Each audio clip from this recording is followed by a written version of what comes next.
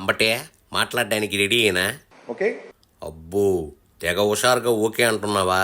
అంతేలే, పదవి ఉన్నప్పుడు బాగానే వెనకేసావుగా, ఆ మాత్రం హ్యాపీనెస్ ఉంటుందిలే. కానీ వచ్చిన మ్యాటర్ చెప్పు. పోలీసుల సమక్షంలోనే మనుషుల్ని చంపినటువంటి సంఘటనలు ఈ మధ్యకాలంలో జరిగాయి కదా. నేను ఇప్పుడు సంఘటన కాదు, ఈ మధ్యకాలంలో ఎన్నికలు అయిపోయిన తర్వాత తెలుగుదేశం పార్టీ అధికారంలోకి వచ్చిన తర్వాత పోలీసులు పిలిస్తే రారు, భయపడతారంట. నేరస్తులు భయపడాలంట.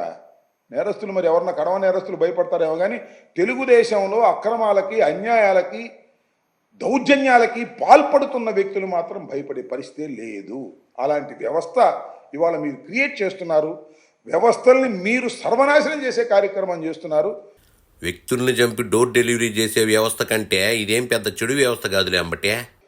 జగన్మోహన్ రెడ్డి గారు వ్యవస్థలను నిర్వీర్యం చేసేటటువంటి కార్యక్రమాలు ఎప్పుడు ఎక్కడా చేయలేదు.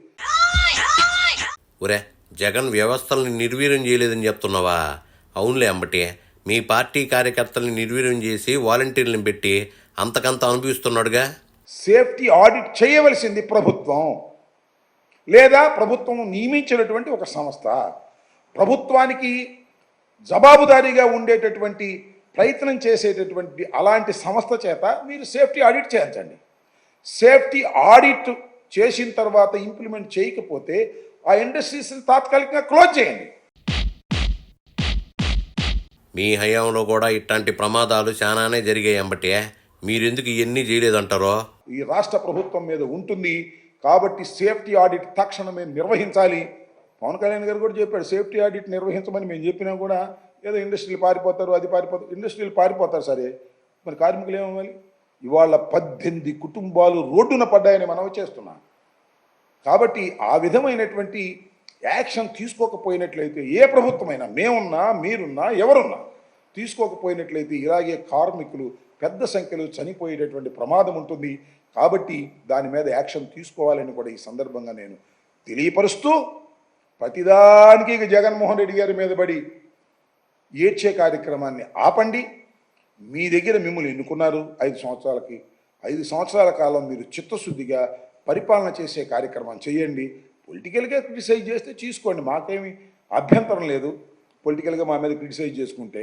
కానీ ఇదంతా మీ జరిగిన ప్రతి సంఘటనకి జగన్మోహన్ రెడ్డి గారి ప్రభుత్వమే బాధ్యులు అనేటువంటి మాటలు మాట్లాడే ప్రయత్నం దయచేసి చేయవద్దని కూడా ఈ సందర్భంగా నేను మనవి చేస్తున్నాను. మీరు మొన్నటి వరకు బావుపై ఏడ్చారుగా, మీరేడిస్తే తప్పు లేదు, వాళ్ళు ఏడిస్తే తప్పా? మేము శవాల మీద రాజకీయాలు చేస్తాము, వాళ్ళు ఏమో శవాలను చేసేస్తున్నారు మనుషుల్ని. మొత్తానికి మీరు శవరాజకీయాలు చేస్తారని మీరే ఒప్పుకుంటున్నారు. మంచోళ్ళు. మాకు రాజకీయాలు చేయడానికి చాలా అంశాలు ఉన్నాయి. 5 సంవత్సరాలు పరిపాలన చేశాము, అనేక గొప్ప కార్యక్రమాలు చేశాము. మీరంత గొప్ప కార్యక్రమాలు చేస్తే ఇంత గొప్పగా ఎందుకు ఓడిపోతారంబటే? చంద్రబాబు నాయుడు గారు ఏ కార్యక్రమాలు చేయకోకుండా హామీలు ఇచ్చేశాడు. ఏ హామీ నెరవేర్చకోకుండా ఇవాళ కాలయాపన చేస్తున్నాడు. వాళ్ళు కుర్చీ ఎక్కి 100 రోజులు కూడా కాకపోతే ఇన్ని క్వశ్చన్లు వేస్తారేంది? మీరు మనుషుల్ని శవాలుగా మార్చటం మానండి, చిత్తశుద్ధిగా పరిపాలన చేయండి. శభాష్ అని మిమ్మల్ని కూడా అంటాం సందర్భం వచ్చినప్పుడు.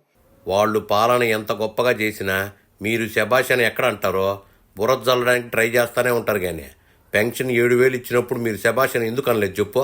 మీరు పొద్దున్న లేచిన దగ్గర నుంచి జగన్మోహన్ రెడ్డి గారిని విమర్శించటం, ఎవరిని పడితే వాడిని కొట్టడం, సరైనటువంటి పరిపాలన లేకుండా ఉండటం, ఇచ్చిన వాగ్దానాలను నెరవేర్చుకొని ఉండటం, ఇచ్చిన వాగ్దానాలకి మేము కట్టుబడే ఉంటాం అంటారు. ఏది అమలు చేయరు. ఏం అమలు చేశారండి? సూపర్ 6 ఏమైందండి? సూపర్ 6లో పెన్షన్ పెంపు, అన్నా క్యాంటీన్లు అమలు చేశారు కదా అంబటే. సో ఇచ్చిన ప్రతి నేను అనేక సందర్భాల్లో చెప్పా, మళ్ళా చెబుతున్నా, ఇచ్చిన ప్రతి వాగ్దానాన్ని నిలబెట్టుకున్న మొనగాడు జగన్మోహన్ రెడ్డి. ఇచ్చిన ప్రతి వాగ్దానాన్ని తొంగలో తొక్కిన మోసగాడు చంద్రబాబు నాయుడు.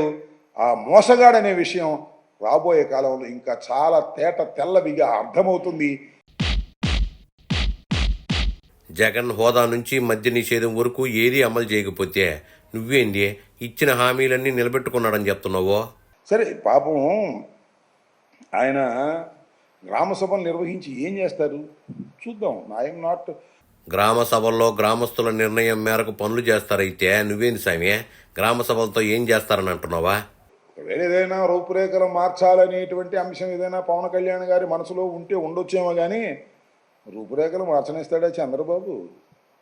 ఎక్కడ డబ్బులు ఉన్నాయో అక్కడ పీక్కోవాలని ప్రయత్నం చేస్తాడు, అంతకు మించి ఏమీ లేదు. చూద్దాం ఏం జరిగిద్దో. పవన్ బాబుల మధ్య నువ్వు ఎన్ని పుల్లలు పెట్టాలని చూసినా అది కుదరదుగా.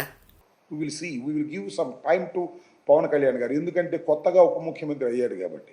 చంద్రబాబు నాయుడు గారు ఇది 4గోసారి కాబట్టి ఆయన నిజ స్వరూపం, ఆయన పద్ధతి, ఆయన వ్యవహారం, ఆయన మోసం, ఆయన చీటింగ్ అన్నీ తెలుసు కాబట్టి ఈయన ఇంకా రావాలి కదా బయటికి. ఓహో, పవన్ గురించి తెలియాలంటున్నావా?